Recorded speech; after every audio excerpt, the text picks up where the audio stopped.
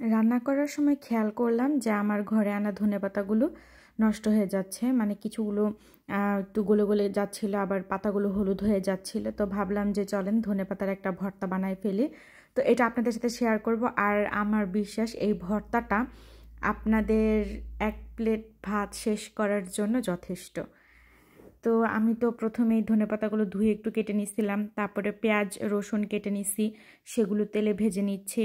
তারপর আমি শুকনা মরিচগুলো ভেজে চুলার পাশেই রাখছি। আর যেহেতু আমি রান্নাবান্না করতেছি, সো আমার চুলাটা একটু নোংরা থাকবে স্বাভাবিক। আমি রান্নাবান্না শেষে তারপর হচ্ছে একদম ক্লিন করব। আর এই ভর্তাটা তো বানানোর সময় আমার বরাবরই আব্বুর কথা খুব মনে পড়ে।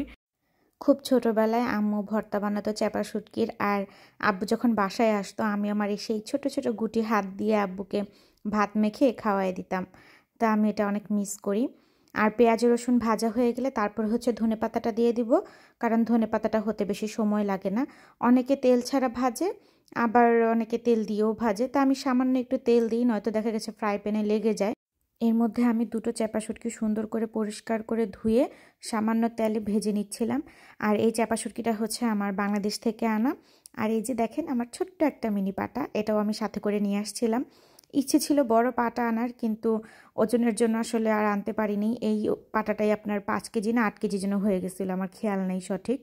তারপরে এই যে আমি ভেঙে ভেঙে তেলের সাথে এটা ভালো করে ভেজে নিচ্ছিলাম। আর এই চ্যাপা শুটকি ভাজতেও কিন্তু বেশি সময় লাগে না।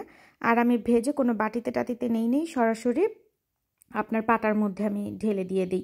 প্রথমেই হচ্ছে আমি শুকনো মরিচ আর চ্যাপা শুটকিটা সামান্য লবণ দিয়ে বেটে নিব।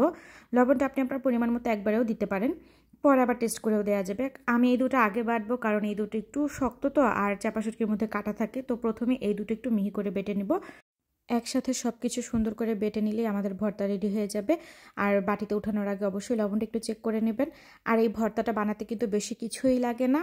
আপনার ঘরের ধনেপাতা নষ্ট হয়ে যাওয়ার আগেই এই ভর্তাটা বানিয়ে ফেলবেন, তাহলে আপনার ধনেপাতাটাও নষ্ট হলো না, মাঝখান দিয়ে সুন্দর একটা মজার ভর্তাও আপনি খেতে পারলেন।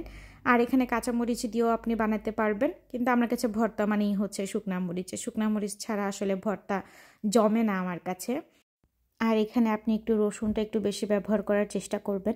আমি পেঁয়াজের থেকে কিন্তু রসুনটা একটু বেশি দিয়েছিলাম, তাহলে অনেক সুন্দর একটা ঘ্রাণ পাবেন। সাথে তো ধনেপাতা আছেই, মানে এই ঘ্রাণে আর এটার মজায় আপনি নিমিষেই যে কতটুকু ভাত খেয়ে ফেলবেন নিজেও কল্পনা করতে পারবেন না। আর এই ভর্তা বাটার সাথে সাথে আপনারা কে কোথা থেকে দেখছেন আমার ভিডিওটি সেটি কমেন্টে অবশ্যই জানাবেন, যাতে আমি আপনাকে থ্যাংক ইউ বলতে পারি। পাটায় ভর্তা বাটা শেষ হলে শেষে এই পাটার মধ্যে গরম গরম ভাত দিয়ে কে কে পাটা মাখা ভাত খেতে পছন্দ করেন সেটাও জানাবেন। আমার তো খুব পছন্দের। তো কথা বলতে বলতে আমার ভর্তা বাটাও হয়ে গেছে, দেখেন কত লোভনীয় লাগতেছে। আজকের ভিডিওটি এখানেই শেষ করছি। ভিডিওটি কেমন লাগলো কমেন্টে জানাবেন, ভালো লাগলে অবশ্যই একটি লাইক দিবেন। আর আমার চ্যানেলটি সাবস্ক্রাইব করতে একদমই ভুলবেন না। দেখা হবে অন্য কোনো ভিডিওতে, ততদিন পর্যন্ত আপনারা সবাই ভালো থাকেন, সুস্থ থাকেন। আল্লাহ হাফেজ। আর অবশ্যই ভর্তাটা বানাবেন।